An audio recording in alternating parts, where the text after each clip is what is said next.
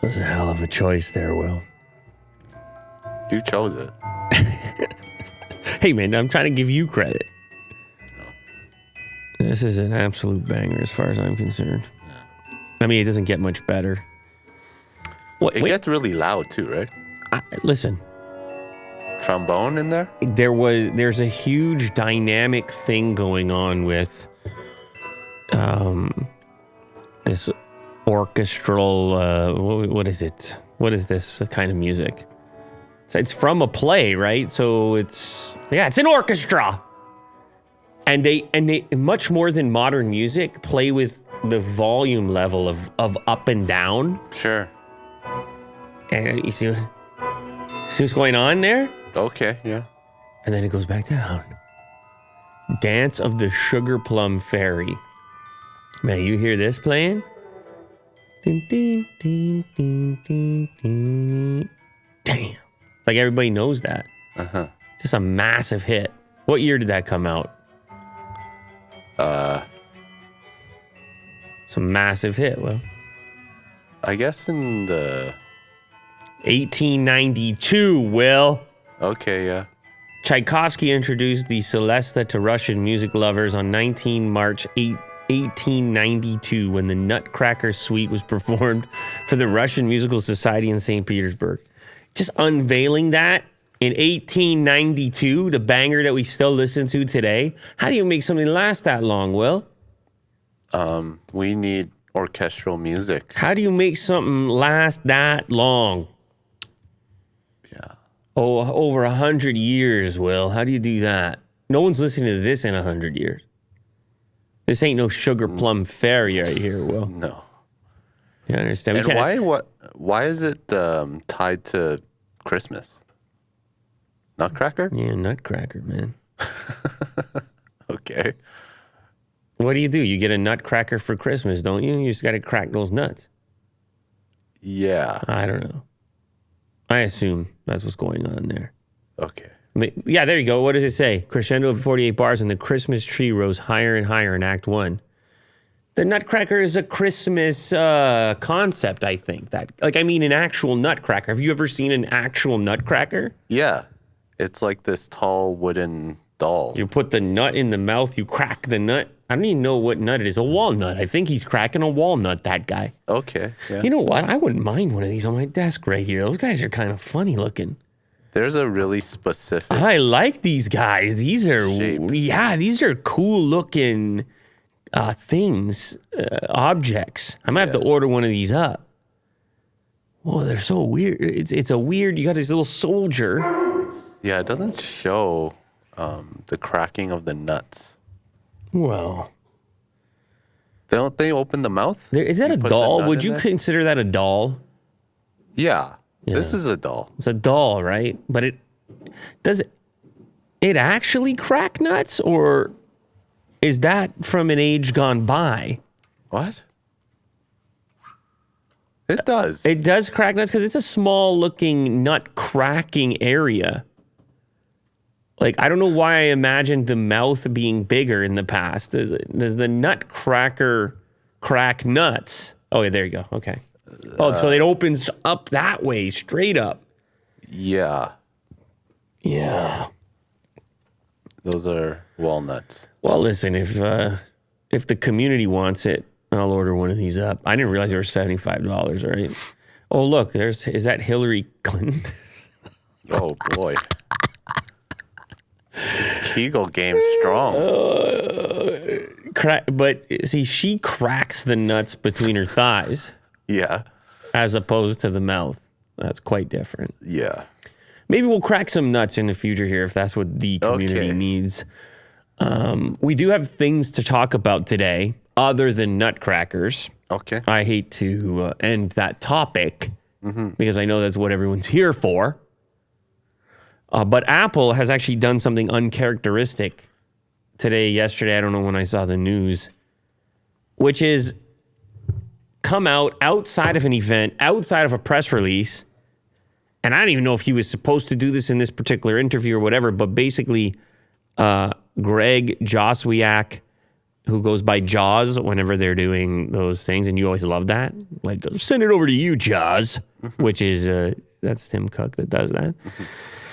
He said, obviously, we'll have to comply with the EU's new USB-C rules, but then he went on to criticize them for e-waste. He said, but think of all the lightning. We got a billion lightning cables out there. People love lightning, which obviously they don't, but they started with the power bricks, and they said, you already have those. And they liked the compromise, which there is a case to be made. They liked the compromise of having the dual system where the cable is interchangeable, and then the brick will have the USB-C on it. You know what I'm saying, Will? Yeah. And they said, who cares what the connector on the phone is? Because they've already got those cables. And I suppose there's also probably accessories out there that over the last, whatever, decade have used that particular port. But it doesn't matter because the EU came in and they said,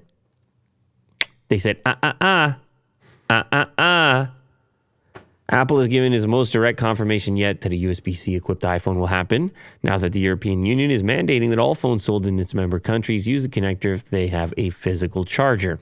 When asked by the Wall Street Journal's Joanna Stern if the company would replace Lightning, Apple's senior VP of worldwide marketing, Greg Joswiak, answered by saying, obviously we'll have to comply, we have no choice. Now, that's not exactly like announcing that you're going to do it. It's kind of like, fine, jeez. We'll do it. Fine. But it's not like being forthright about it. And not really confident either. But it seems that everyone is interpreting this as the end of Lightning. R.I.P. Lightning. And listen, I think it's becoming increasingly weird to keep shipping these Lightning devices. These are absolute state-of-the-art marvels of engineering, and you've got this old connector on it. It just feels a bit bizarre, especially considering the fact that the laptops and the iPads and everywhere else the transition took place for of course, all the improved characteristics of a Type-C. What a Type-C connector offers. Now, they could comply in other ways, right? They say, of course, we're going to have to comply. Well, okay, what does comply mean? There were rumors of the portless phone. We don't know. People don't seem to think that's going to happen at this point. But maybe there's maybe there's an adapter. I don't know. But it is the closest we've come yet to acknowledgement. And Apple spent a lot of money to try to avoid this, by the way. But they believe that they had the better plan. And he criticized governments getting involved in places. He used an example in the interview of hearing aid compatibility. Okay. And how the government completely screwed it up and nothing ever worked, and they came up with their own made-for-iPhone program, which fixed everything. So essentially, he basically sounded like Kanye West, which is just yay. He's yay now. How dare you say his other name? He basically sounded like yay in the sense that he's like, nobody can do what we do. Like, we know what's right for everybody, not the government. We're Apple, and I like to believe. I don't know. His words were close to this, but I like to believe our engineers know better than the government does. Like more or less. And is he wrong? So the iPhone 15 will have Type-C, I guess. I apologize for the EA reference. I was listening to the Lex Friedman. Sure, yeah. Were you listening to the Lex Friedman or no? I'm an hour in, so. I'm confused. Yeah, well, wait a sec. But you make it sound like you're going to complete the rest of it. I want to. I want to understand what he's trying to say. You're not going to understand anything. What are you talking about? You can't be doing that. Well, I want to put an effort to... Yeah. I mean, he seems to be very conflicted, and as an artist... Is there an overexposure thing going on now, too, where you just say a certain number of words in public and it all gets jumbled up at a certain point? I don't know. Well, it gets lost because he's just going on every single podcast or show people asking him to do. Yeah, you were a big yay guy. You were Mr. Yay around here. You were influenced. You were influenced. Sure. You were walking around with the polo shirt and the backpack at one point. Yeah, and then went to grunge look. You've done it all. You've done it all, Will. Yeah. And you've been along for that ride, and now you got to question yourself now. Yeah, my whole life was dedicated around Yay. And now it's over. Oh, man. Well, Yay train. I don't know. Hopefully it all gets sorted out. I hope so, man. He seems to be going through some real crazy stuff. Good luck to him. Hey, stop! Huh? Don't say don't you dare say crazy. Will you're starting to sound like the media over there. Better be careful. Yeah, define crazy. Have you listened to it? The Lex Friedman, yeah. The Lex Friedman was probably The whole thing. The most listenable of the interviews I don't know. I didn't listen to all of them, but Yeah. I I listened to his podcast, and I thought, like, for what you can do with it, I guess we're at a point now where it's tough because all these podcasts, he's going on these shows, and then it's like repetitive because it's the interviewer wants to push back on the comments that have been made, which is their mandate because they're like, okay, you're coming on my platform. I know my people are going to expect my listeners that there's a responsibility there to have some kind of a mandate, but then it ends up being a lot of rehashing of. And it gets weird, like, sort of apology, not apology. It gets him riled up.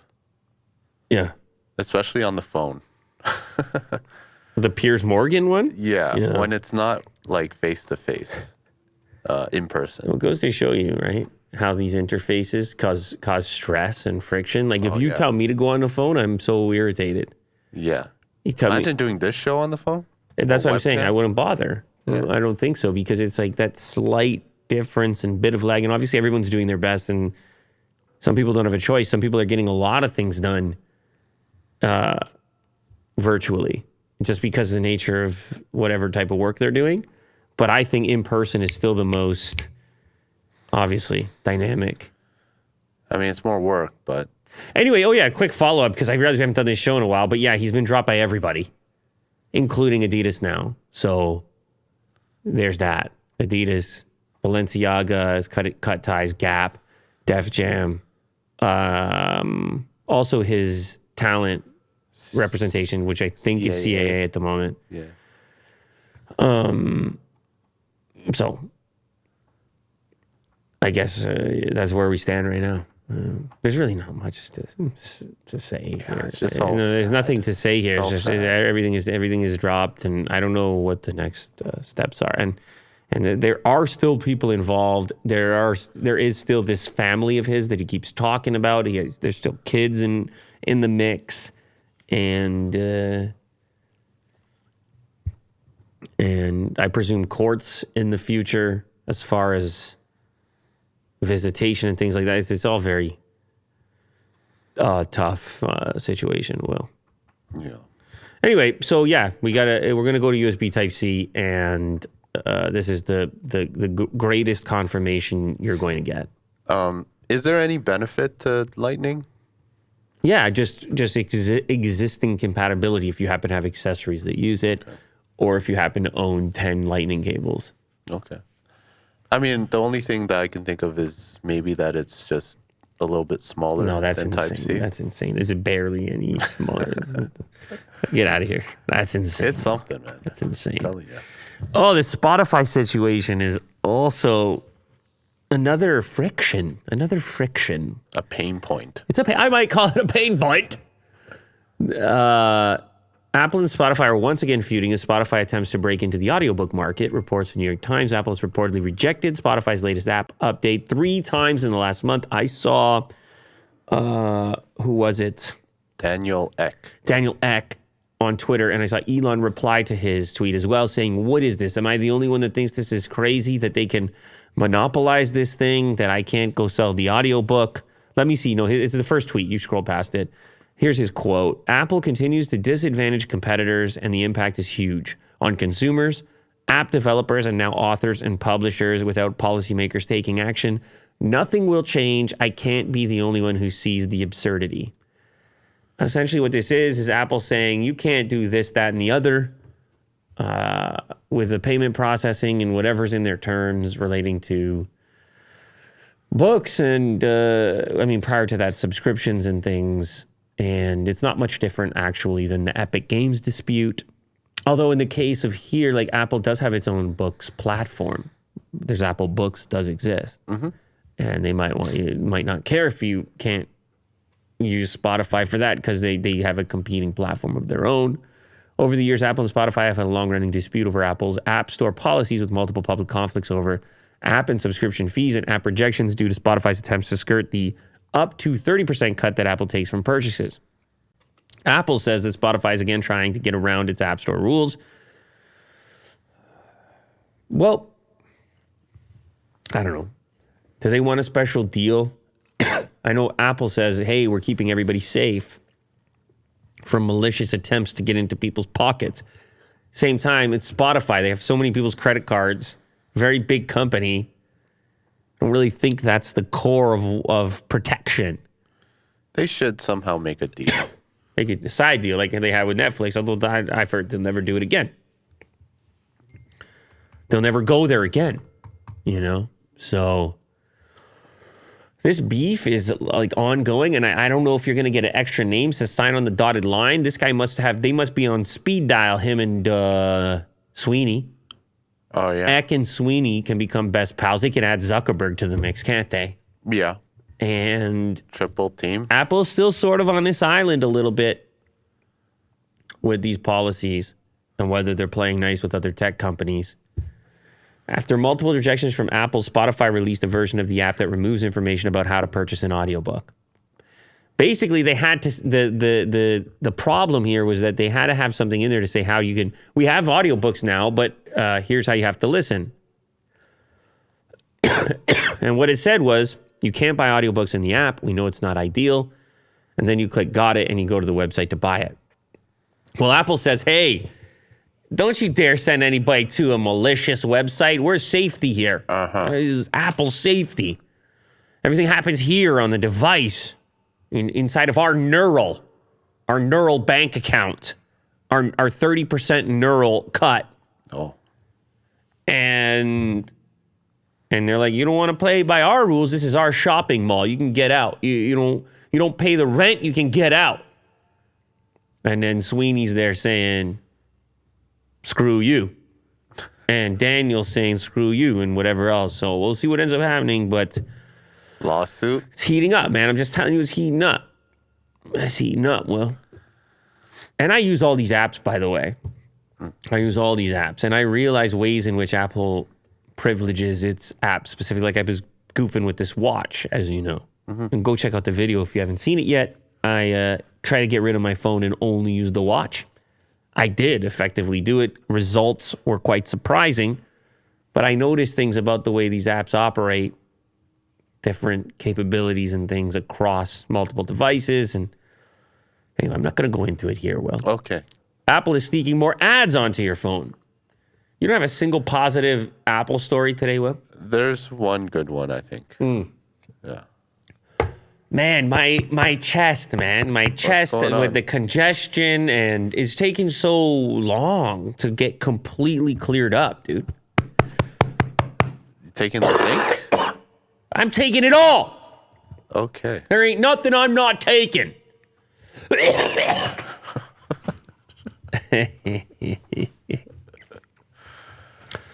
Today's episode is sponsored by ZocDoc. Find local doctors and specialists on the web in the comfort of your own home so that you can go see them and make an appointment and read reviews and ultimately just take a process that has historically been a bit of a pain and do it in a way that's a little bit more modern in a similar fashion to what you're doing already with everything else in your life that you're booking and ordering online.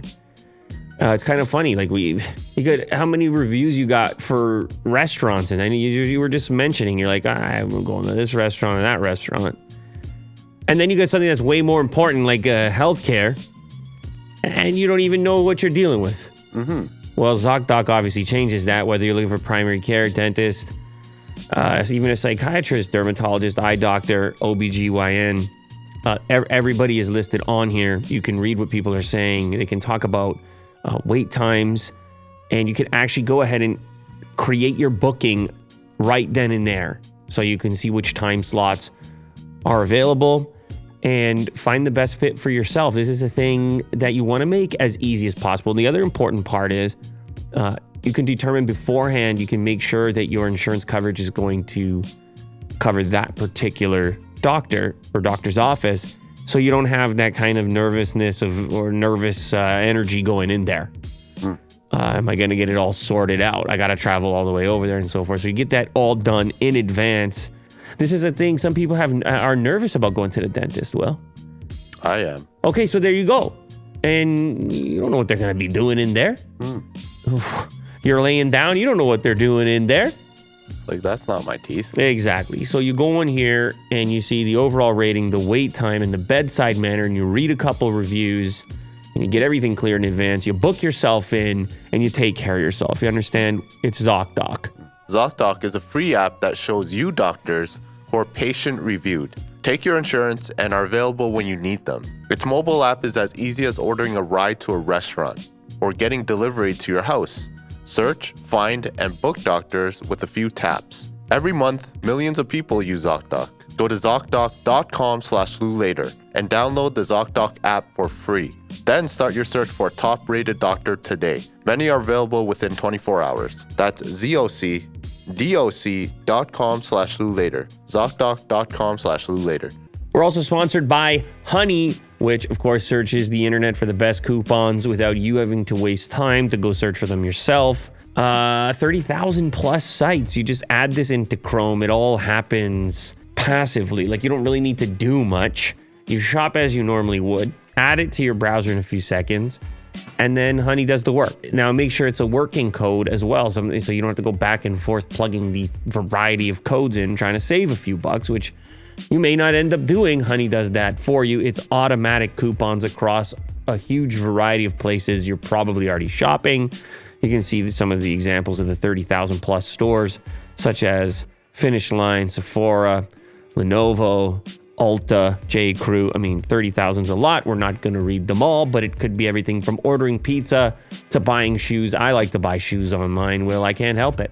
I order them up. I try them on.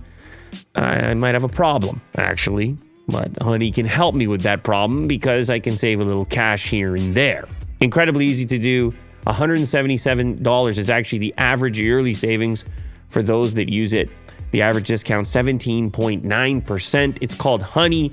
Install it now. It is free. Honey doesn't just work on your desktop. It also works on your iPhone. Just activate it on Safari on your phone and save on the go. With Honey, I was able to save over $60 on boots for the winter.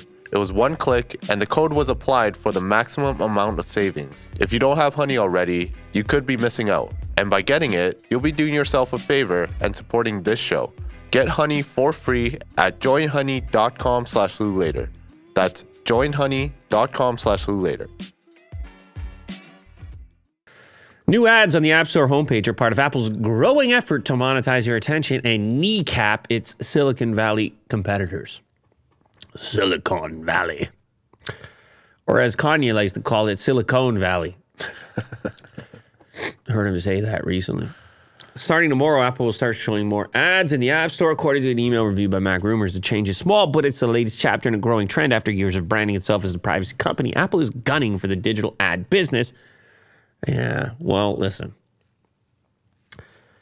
Shut the rest of them down. Use the privacy aspect as a selling point, and then offer your own product with privacy in mind. And say, hey, come to us. We take the ads. Hey, Google, you want to make a Pixel phone and you think you can make a smartphone? Guess what we can make? We can make an ad. We can make an ad platform. Right? So, and the App Store seems to be the targeted location at the moment. Who knows if it can, I don't know where else it can reach within the device. I guess the natural place is there. Can the ads reach into your other apps like Apple Music? Apple News.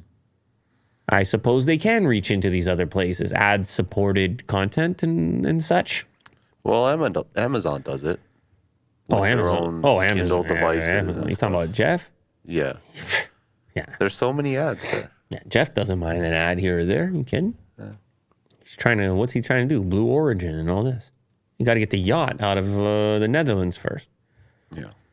So, let's see. AT&T. No, that's go back up a little bit. Last year, the iPhone started asking whether or not you wanted your apps to track you. We all recall. This is what Mark is upset about. That setting is called App Tracking Transparency, and while it may seem relatively insignificant, it caused an absolute earthquake in the ads business. Meta, aka Facebook, says the change alone cost them an estimated $10 billion in lost revenue.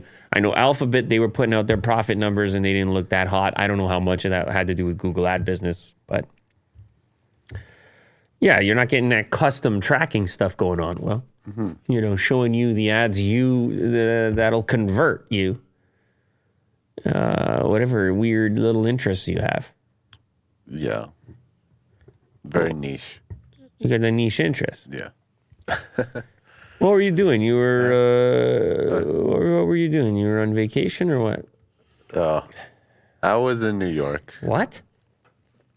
for vacation, What? just walking around. Really? Yeah. That's what you were doing? For a couple days. You should have told us before you left. We had no idea. I just wrote like a note We were worried, man. on the fridge. There. So what were you eating? Plenty of stuff actually. What's the standout? What's the standout one, though? I think the pizza is really good there. Well, you went for the pizza as well. Yeah. Mm-hmm. Shout out to Doing shout-outs here. Norma Restaurant. Norma? Yeah. Okay. Norma. They have a really good eggplant pizza. You get the eggplant right on the pizza? Surprisingly. Yeah. It doesn't get too soggy? The whole thing was soggy, but it was delicious. Oh, you didn't care. Yeah. Very good. You just dove right in there. Village Square Pizza. Oh, you were just on a pizza tour. Yeah. You're like Dave over. Portnoy Yeah. from Barstool. You were on a pizza tour. No, it was delicious. All the food there was great. So shout out to New York. Oh, shout out to the whole thing. All right. Yeah. It's a good time. That's Will for you. What do you got next for me here? This is a good one. Study finds Apple Watch blood oxygen sensor is as reliable as a medical grade device. Oh, good. So Have you tested We this can trust before? it. I can do it live right now if you want. You want to do blood oxygen? I didn't expect to do this, but yeah, sure, I can do that. I have been paying more attention to this stuff just because I had done this video exclusively using the watch. So just having it on more, you start to do this type of thing. I'm going to just have it running on my wrist. Hold as still as you can. I've also been testing out the new Aura Ring. HRV, heart rate variability, obviously resting heart rate. I've been tracking sleep more. I don't know what it is. I guess I'm into the wearables right now. 98% blood oxygen. Okay. I can accept that. That was quick. It was not bad, right? Yeah. Yeah. Good job. A new validation study published this month puts the blood oxygen feature of the Apple Watch to the test. According to the results of the study, the Apple Watch Series 6, they went all the way back to the Series 6. Well, I assume this one is at least as good, if not better, is able to reliably detect states of reduced blood oxygen saturation in comparison to medical grade pulse oximeters. This is key, actually, because you have any type of disturbance. These can be initial indicators for things that are going wrong with you. Like I was sleeping with the ring on and the ring said, hey, elevated temperature, before I got sick. And I was like, you might want to take it easy. Oh, Predicted it. okay. You didn't know that. So the ring did, but the watch didn't. Well, because I'm not sleeping with the watch. I'm not right, 'cause super you're into charging it. Well, also because I'm not into really sleeping with the watch on. It's a little bit less comfortable than the ring. But Okay, anyway, yeah. we'll get into that in the future. But don't you have like the pillow as well? It's not a pillow. It's not a pillow. It's the mat, the pad. Yeah, but there's no temperature. There isn't? How's it going to get your temperature? Does it have Because a you're temp- sleeping on it, right? It's underneath the mattress. Oh, it's underneath. I thought it was a pad that you directly You're talking about the sleep. Withings one? Yeah. Yeah, it's underneath the mattress. Oh, gotcha. Yeah, you wouldn't want to lie right on top of it. It wouldn't be too pleasant. I like that one because you're wearing nothing. But however, the sleep analyzer, yeah. So there's no temperature on that. So it wouldn't give me this exact piece of data. It'll give you sleep quality assessment, snoring detection, it can do heart rate through there. And, all your usual REMs and sleep stages, light sleep, deep sleep, and so on. That the other one that you're talking about, breathing disturbances.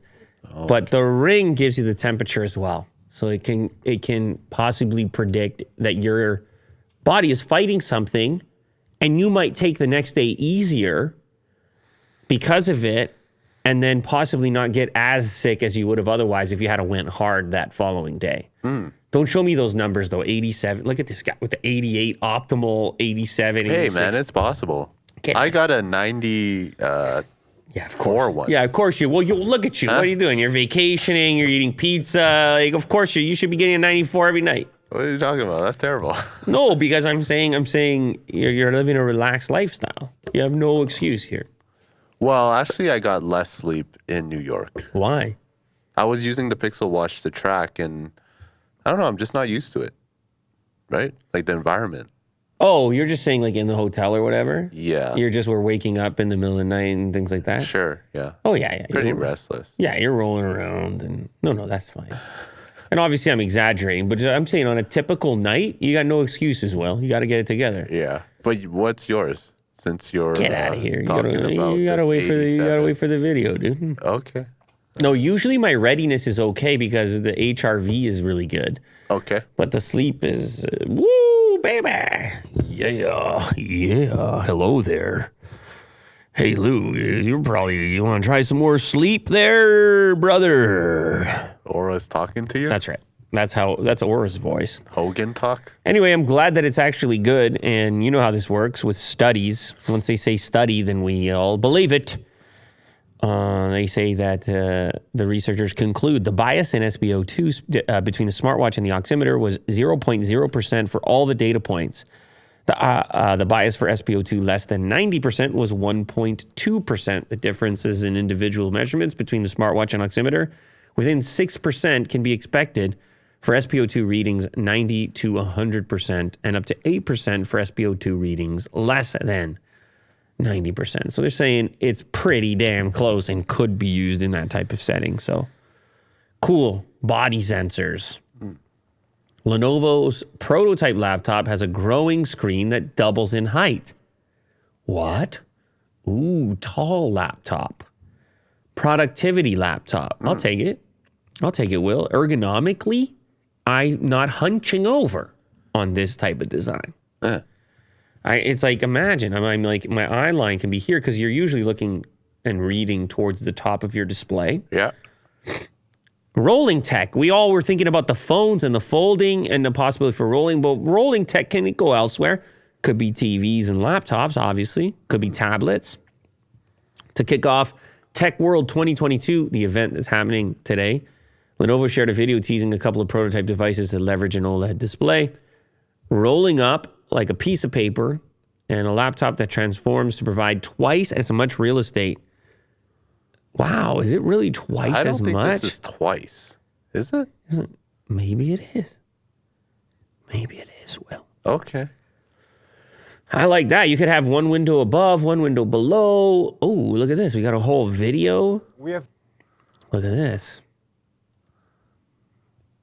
Folding phones, and he basically says everything that I say, and he's like, that's cool, like phones are cool. Oh, I saw this as well, the phone that grows upward. Cool. Did you see that one? No. Yeah, the phone rolls up and down. You get a taller phone when you start watching a video, or when you turn it and you go landscape, it just already is opening up. Oh, wow. No seams there. You don't see any seams, Will? No. Very cool. Yeah, they've always, Lenovo's kind of fringy when it comes to design. Like they're experimental. Yes, experimental. Good for them. And so the laptop's interesting. Obviously love to check it out on the channel, the physical product, because that is was that Queen? Go back up there. Never mind. Queen Latifah? That's what I thought, but I think I'm wrong. I'm thinking at this point. Okay. I'm thinking I'm wrong at this point, Will. You really want to get to the bottom of it. It was a very small thumbnail. Oh, yeah, you're right. It is Queen Latifah. Is it? And I could tell from that. Wow, I'm actually kind of impressed at this point because it was a small, for me, it's even smaller. You're looking at a screen. I'm just seeing a small thumbnail. Yeah. They got a Queen Latifah deal. Okay. Good for them. So, Microsoft's new $599 Mac Mini-like PC is designed to improve Windows on ARM. Windows Dev Kit 2023 hardware will help developers build Windows on ARM apps, just as Microsoft makes a bigger effort to improve its ARM efforts. Well, look at this promo video here. That was like some Space Odyssey. What was it, coming out of the rock or the monolith? Can you go back to the beginning of that? With the sounds and everything? Kind of like that, isn't it? It has like a Halo vibe. Well, maybe that's what it is. Well, Microsoft always has a Halo vibe, don't they? What does it come out of the rock? Yeah, okay. Known previously as Project Volterra. The dev kit will be available today in Australia, Canada, China, France, Germany, Japan, the United Kingdom, and the US. Developers will be able to purchase a device, but really anyone wanting a miniature Windows on ARM machine can buy one too. That would be a bit weird to go ahead and buy one of these just as a consumer, a dev kit, but maybe you're an enthusiast. It's possible. Or maybe people will be interested in it. Maybe we should order one up. It's only $5.99. People buy Mac Minis.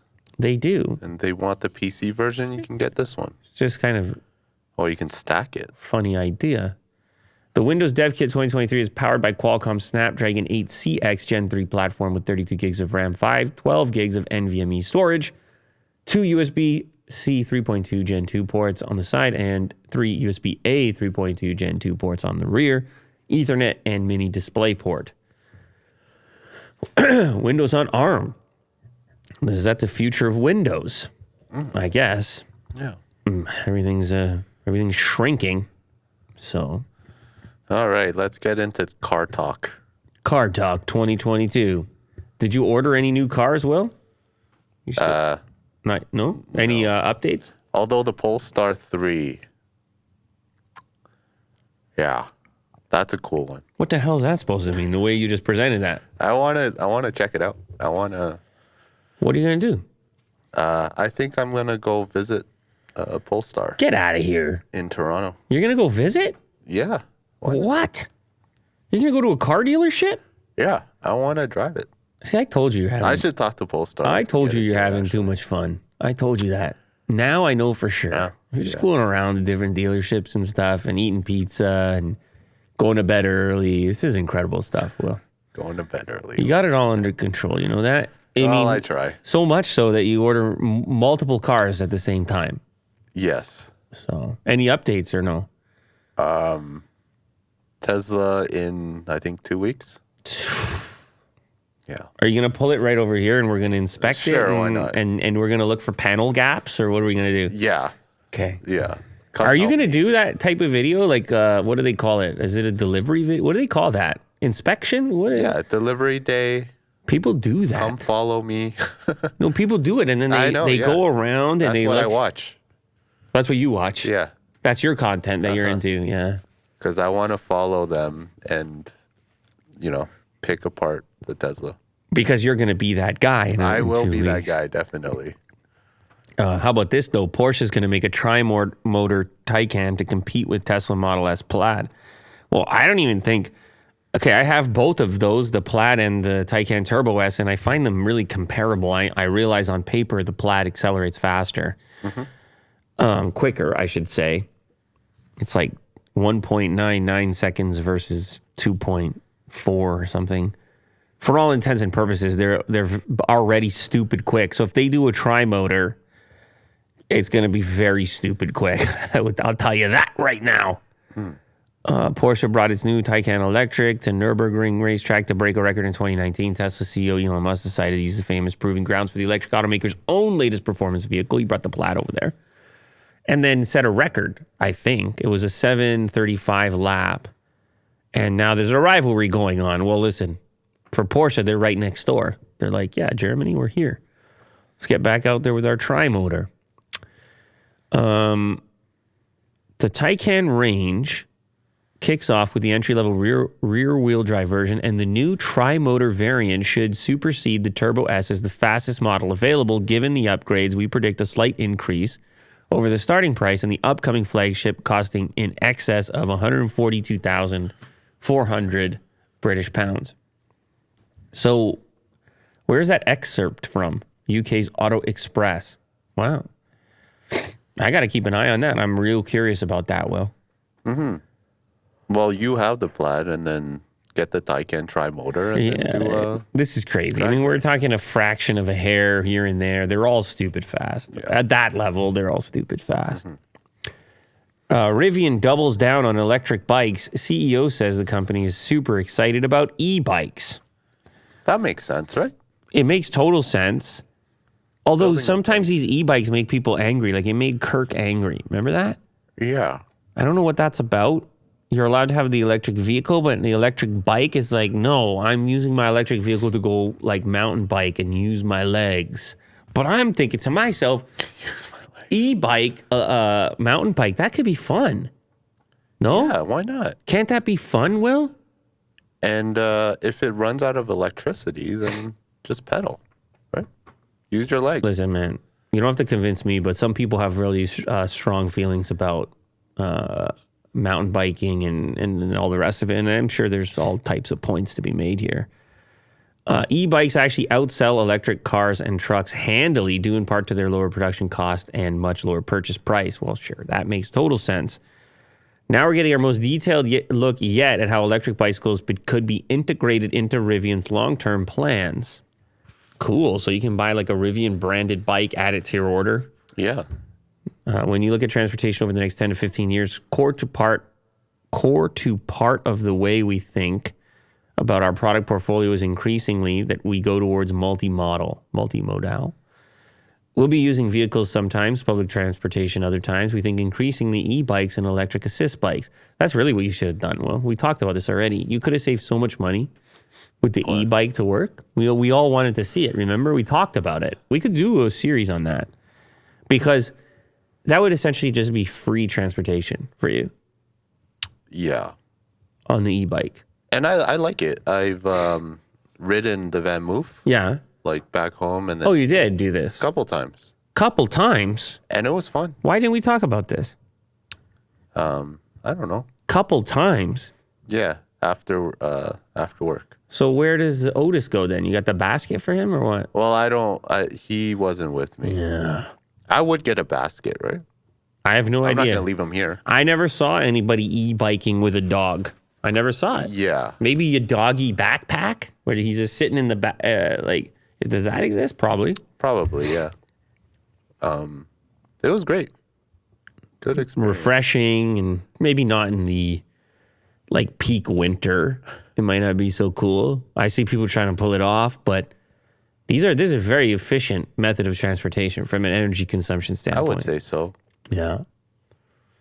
Rivian is apparently looking at commercial customers as a potential major play after discussing the company's large and small vans.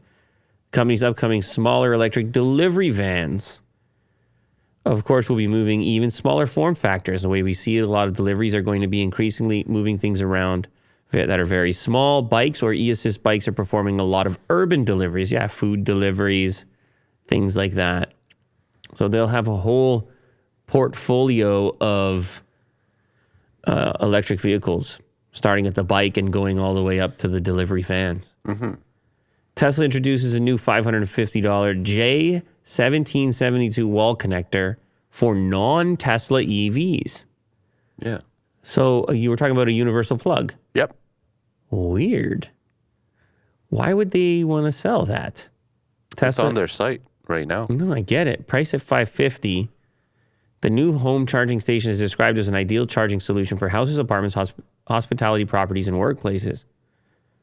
24-foot cable, 70 kilometers of range per hour, depending on the vehicle.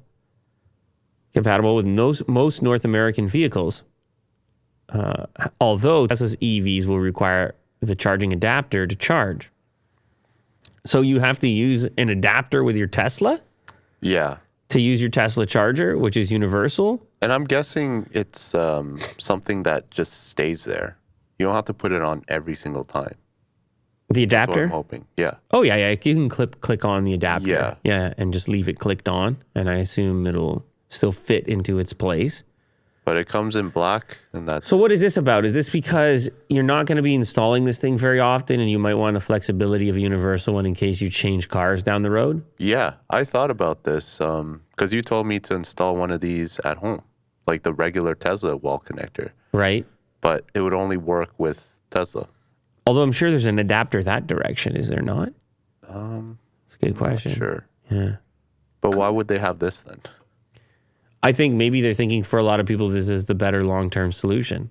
Yeah. Get away from proprietary. This isn't a very unusual play, though. It's kind of un-Apple. You know how we talk about like proprietary connectors and cables and things? Yeah. Maybe we are starting to get to this point of things opening up when it comes to EVs around universal standards. Maybe we're closer than we think. Yeah. Getting a 404 there. Yeah. But it was available. Keep scrolling down here. What's this? Here's one of the Tesla donated charging station Parks Canada places in BC. Both Tesla and J1772. Well, I guess it will be kind of nice as well for existing charge areas, public charge areas, where Tesla has proprietary chargers. They can maybe add a few universal chargers. Mm-hmm. Why not? To show love to the remainder, and also to, because I think government was going to mandate that network gets opened up in some way. Yeah. It's all very interesting. Xpeng 1024. Remember Xpeng? They were Very memorable name. I think they were actually had like a cool, affordable electric vehicle at one time. They're very popular in China. China, right? Yeah. Xpeng 1024 Tech Day 2022. Neural net autonomous driving, robo taxis, and flying car footage. Oh, they went all out. They're like, we're going to do it all. It's so science fiction. I know, but it's also so unbelievable where it's Yeah. like, okay, this is It's a bit much. nowhere close to anytime soon. Yeah.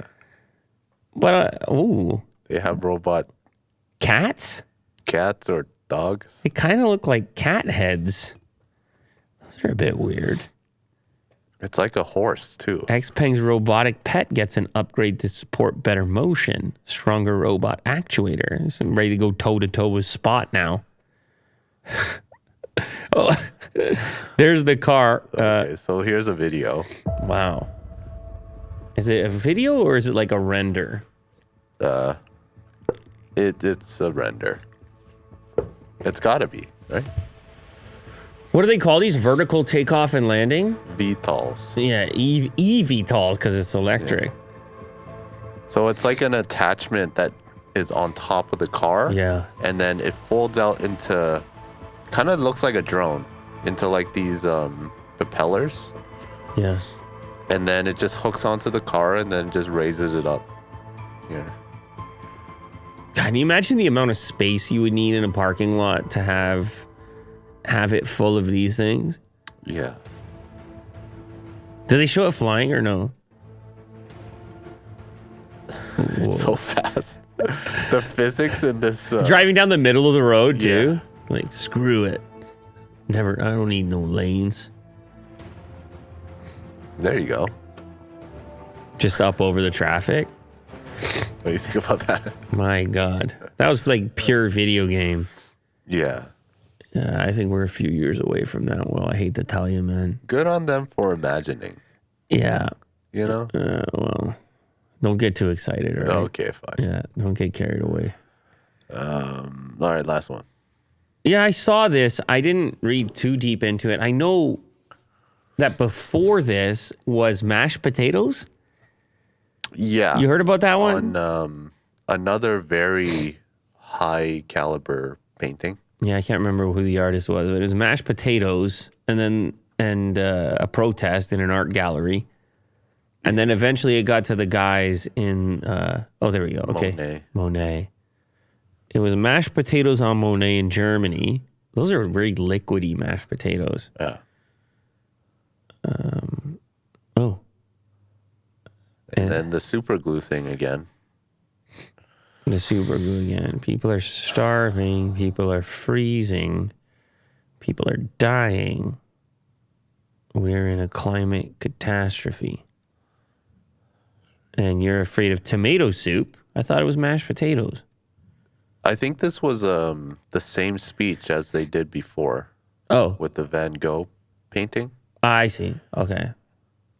Yeah, I think they default to a speech that's all the same. Interesting. But yeah, I don't want to play too much, but they did it with the Porsche. Yeah, okay, so then you had to, I think it's a separate group. I don't know if it's the same group or not, but they glued themselves to the floor of the Porsche Museum. However, the staff simply left, turning off the heat and lights rather than calling the police. Yeah, they look so miserable. That's an interesting move. They're like, yeah, you can sit there. They're like, is your hand glued to the floor? That's fine. Yeah. Oh, man. Climate change activists protesting industries and governments had a busy summer in Europe. A relentless outfit called Just Stop Oil in the UK has created disruptions everywhere from major highways to the British Formula One Grand Prix. And more recently, they threw tomato soup on Van Gogh painting at the National Gallery in London. Across the channel, the Tour de France cycling race was forced to pause during several stages by climate activists who'd glued themselves to the road. Over France's eastern border, a group called Scientist Rebellion took the sticky route when 9 members glued their hands to the floor of the Porsche pavilion at Volkswagen's Autostadt Museum in Wolfsburg on Thursday. They had several requests. Among them, support for capping the maximum speed on German highways to 100 kilometers per hour, hastening VW's moves to lower its carbon emissions, canceling the debt and interest payments owed to VW by the Global South, and pressure the government to comply with our demands. I guess they weren't very responsive. I'm talking about VW. Mm-hmm. Instead, staff at the VW museum ignored the playbook. Instead of calling Wolfsburg police immediately, staff recognized the right to protest, then closed the pavilion for the evening and left, turning off the light and heat as they walked out.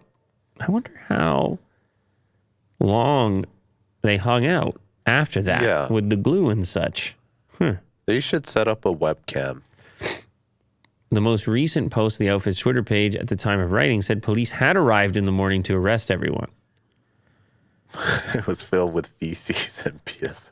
The police then took action against the other activists Friday. Criminal proceedings were initiated for trespass. So it was the bathroom problem. Once you're glued there, then you're...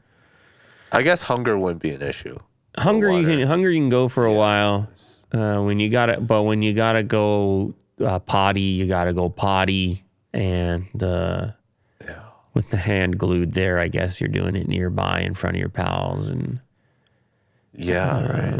Awkwardly as well. I don't know. It's for the cause, Will. So why did they put their hand on the car? Well, I don't think you want to ruin this. A nice GT3 right there. I don't know. So they do have standards. Why, And I would say in about 15 years, each one of these, they're going to be driving something like that around, Yeah. 15, 20 years, Yeah. Well, maybe not, probably, now that I think about it. It's a GT3, so they're just not. Maybe one of the 4. One of the 4 is going to reevaluate. That's your guy? I'm going to choose this guy. You're betting on him. Okay, so guy on the left, he's going to be tremendously successful. They all look the same, eh? They all have mustaches, beard.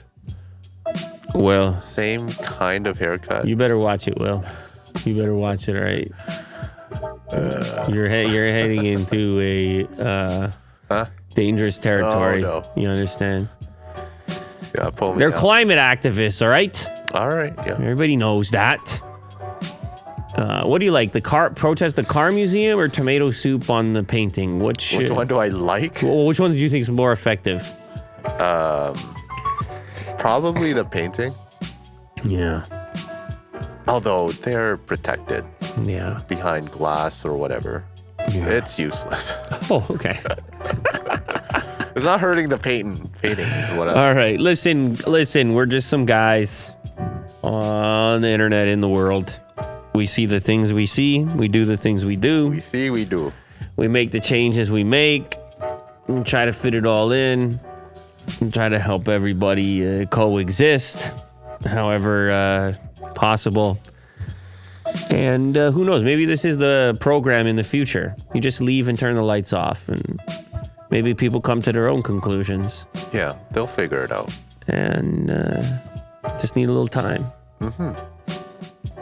Or we'll figure nothing out. And, that's the thing. That's fine, too. All right, yeah. Some things we'll never know. Some things will be beyond the scope of our comprehension and beyond the scope of our lifetimes. Except for Sad Guru. He knows. No, he knows. You know what? Go ask him. Yeah. We can send Mike Tyson to ask him. Okay. All right. Later, guys.